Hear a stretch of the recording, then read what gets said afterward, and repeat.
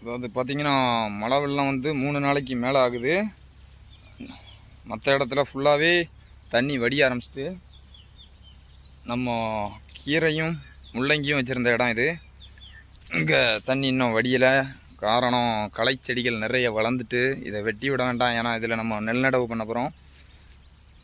Tractor வச்சு அப்படியே தொழி அடிச்சிட வேண்டிதான். நமக்கு நிறைய நஷ்டம். வெண்டைக்காய் இன்னும் ஒரு 20 பறி பறிக்கலாம். இப்போ காய்கறி விலை சொல்ல வேண்டாம். மழை முடிஞ்சது நல்லா ஏறும். நமக்கு போயிட்டு இப்படி தான் நமக்கு கிடைக்க வேண்டிய நேரத்தில் பார்த்திங்கன்னா சோதனை வரும்.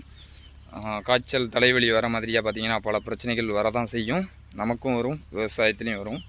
அதுக்காக நம்ம ஒரு நாளும் சாப்பிடாமல் இருக்க போகிறதில்ல. ஏதோ ஒன்றை மாற்றி சாப்பிட போகிறோம். ஏதோ அதுக்கான மருந்தை போட்டு வேலை பார்க்க போகிறோம் அப்படின்னு நினச்சிட்டு நம்ம அடுத்த வேலையை ஸ்டார்ட் பண்ணுவோம். அடுத்து நெல் நடவு பண்ண ஆரம்பிக்க போகிறோம். தொடர்ந்து பார்ப்போம். நன்றி.